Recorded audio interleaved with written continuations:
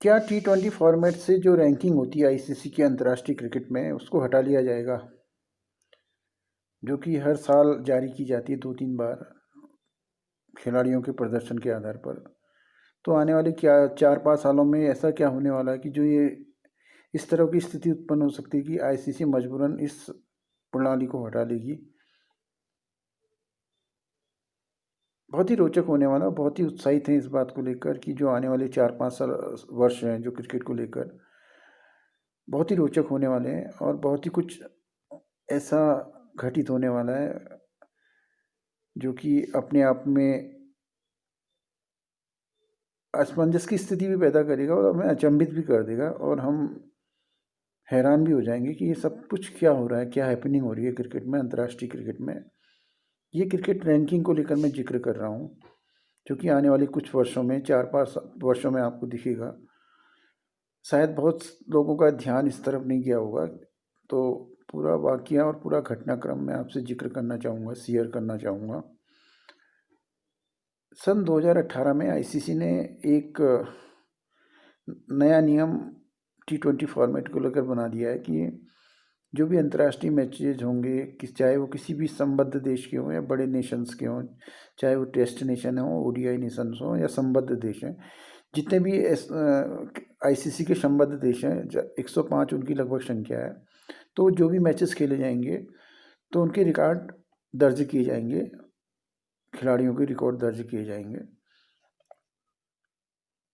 तो इससे बड़ी रोचक और विस्मय पैदा करने वाली और कुछ इसको कह सकते हैं कि एक तरफ से अजीब सी स्थिति भी उत्पन्न हो सकती है क्रिकेट जगत में। तो ये है 2018 में जो आईसीसी ने जो नियम लागू किया था, उसमें ये नियम था कि कोई भी देश, जो भी संबद्ध देश है, अगर उसका कोई भी खिलाड़ी परफॉर्मेंस जो देता है उसके रिकॉर्ड्स के आधार पर उसकी रैंकिंग जारी की जाएगी। तो इसमें जो रोचकता आने वाली बात है वो क्या है, मैं आपको बताता हूँ। उसमें रोचकता इस तरह से आएगी कि जो प्रमुख देश हैं क्रिकेट के और जो शीर्ष रैंकिंग जारी की जाएगी,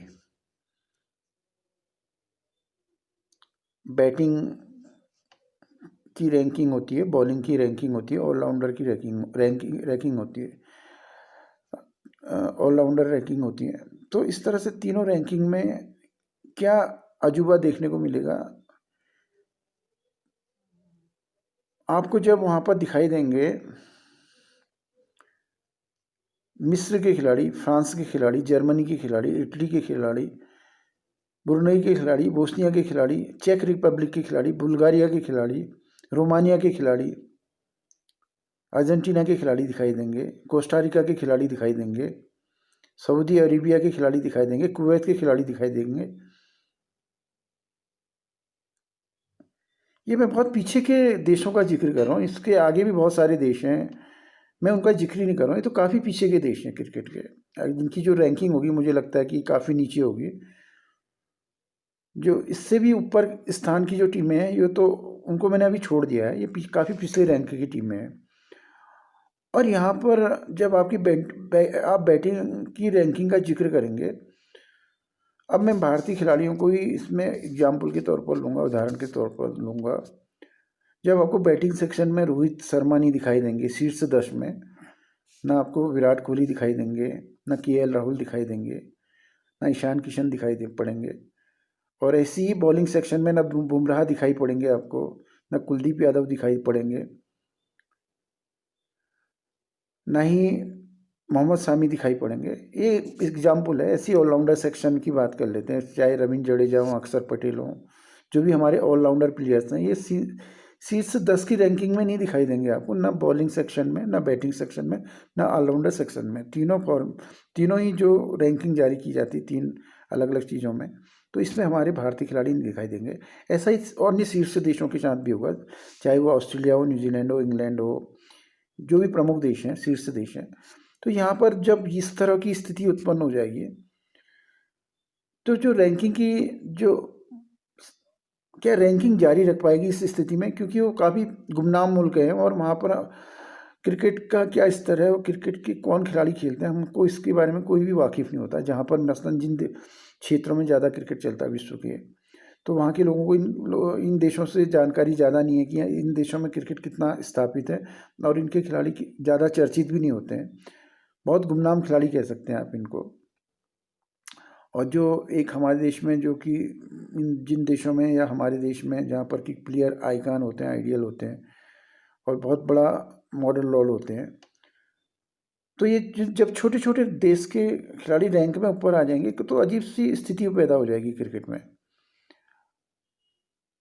जब हमारे शीर्ष क्रम के शीर्ष खिलाड़ी इन रैंकिंग में आपको दिखाई नहीं पड़ेंगे, शीर्ष 10 में दिखाई नहीं पड़ेंगे वो। और वास्तव में ये हो चुका है अभी 2018 के बाद। जो 2019 में ही कुछ खिलाड़ियों ने इस ढंग से धमाकेदार प्रदर्शन किए हैं अंतर्राष्ट्रीय स्तर पर कि वो रैंकिंग में यहाँ पर आपको ताजुब करेंगे। बैटिंग, बॉलिंग और तीनों रैंकिंग की बात करूँगा तो यहाँ पर जो ऑलराउंडर सेक्शन है तो वहाँ पर बड़ा रोचक स्थिति पैदा हुई है।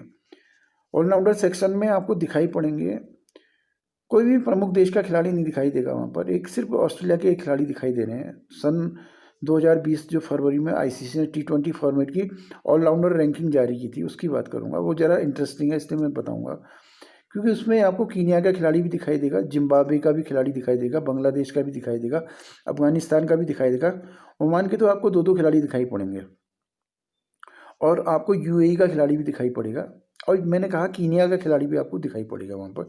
कीनिया की अभी ओडीआई नेशंस की टीम भी नहीं है, बहुत पीछे रैंक की टीम है, शायद T20 फॉर्मेट में 25 या 30 नंबर की रैंक की टीम होगी वो। और इस तरह से जो स्थिति पैदा होगी, जो कि टॉप नेशंस हैं क्रिकेट के और जो बड़े बड़े खिलाड़ी हैं वो नदारद होंगे इस रैंकिंग प्रणाली के कारण। तो बड़ी अजीब स्थिति उत्पन्न हो जाएगी। तो क्या इस रैंकिंग को हटा लिया जाएगा? क्योंकि जब आपको जिक्र करना पड़ेगा विराट कोहली के साथ किसी चेक रिपब्लिक के खिलाड़ी के का कि उन्होंने इसका रिकॉर्ड तोड़ा, तो बड़ा एक सामंजस्य या बड़ा सहज स्थिति नहीं होगी, वो बड़ी असहज स्थिति होगी। आप मनोवैज्ञानिक या मानसिक जो हम उस बात को लेंगे तो एक्सेप्टेबल नहीं होगा, हम स्वीकार्य टाइप का नहीं करेंगे। क्यों? या तो छवि को नुकसान होगा, जो हमारे भारतीय क्रिकेटर हैं उनकी छवि को नुकसान हो सकता है इससे आने वाले समय में। तो शायद इस ढंग का आने वाले सन 2025 या 30 के बीच में T20 फॉर्मेट का ही जिक्र करूँगा। ODI वगैरह के लिए मैं बाद में वीडियो बनाऊँगा, उसमें आपका जिक्र करूँगा कि इसकी कितनी संभावना है। तो T20 में आप देखेंगे 2025 या 2030 के बाद जो खिलाड़ियों की रैंकिंग की जो एक प्रथा है, जो एक चलती आ रही है, इसको हटा लिया जाएगा, मुझे ऐसा लगता है।